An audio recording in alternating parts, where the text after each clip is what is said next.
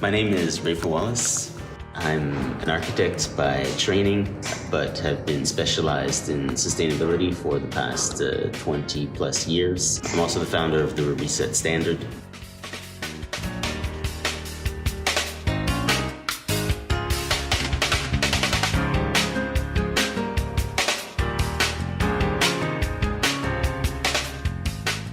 What is the Reset Standard?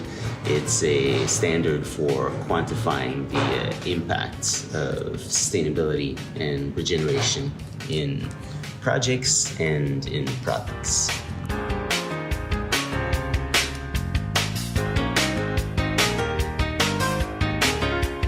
You do a project and you end up with gold, silver, platinum, good, better, best, outstanding, and then eventually ask yourself, what does that actually mean?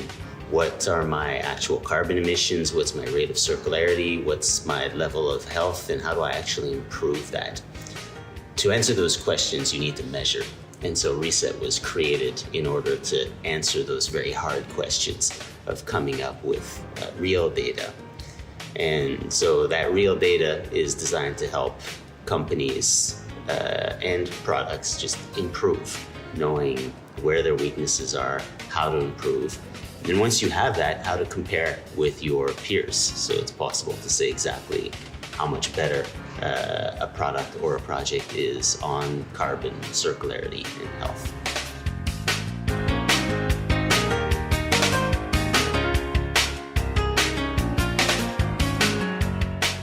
It really is the data. It's the ability to measure the impact of projects. And by now, we've been doing it so many years that we have a very large data set of results, which allows companies to benchmark themselves. And that's really one of the most powerful elements. So if we're doing a chair, for example, or tables, such as those behind us, we can give a result in terms of total sustainability and regeneration. In order to achieve that, I think that highlights one of the other key distinctions of Reset, is one, to be able to measure, you need the data, and then you need the software, and then the standard in order to make sure things are measured the same. So Reset's the only standard in the world that integrates all those elements in order to make this possible.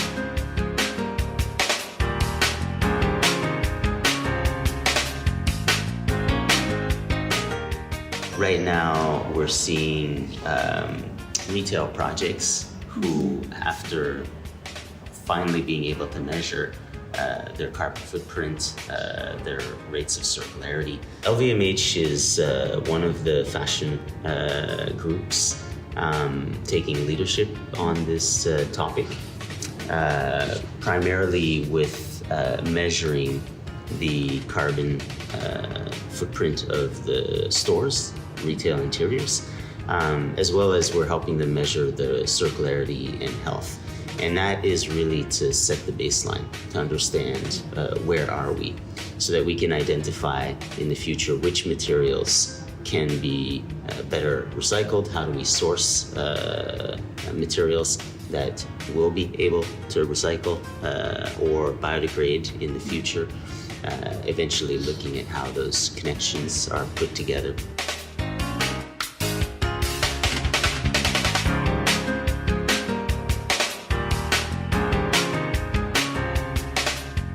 We work right now in about 18 to 20 different countries, so that gives us a very good global perspective. The most advanced region is Europe. But it's a really interesting dynamic because Europe is the most advanced in terms of requirements, but for a lot of these large European fashion companies, the main part of their business is in Asia. And so even though Europe is the most advanced in terms of standards and regulations, those companies are having to report on projects in Asia. So it's the projects typically in China, Hong Kong, the greater Asia region that are the most advanced in terms of knowing what materials they're using, the selection of those materials, things like design for disassembly.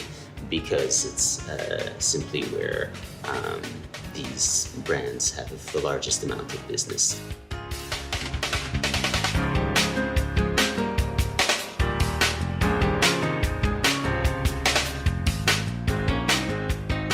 Compared to Europe, where it's more even, and mostly because of the regulations in place, where in Europe it's of course the most advanced in the world.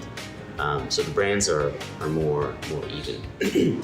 Whereas when we find brands in China, it's typically because there's a very strong leader at the top of that brand. One of the most sustainable luxury brands, high-end brands in the world, as per our data, is a Chinese brand. It's not a European brand. And that's largely because of the founder.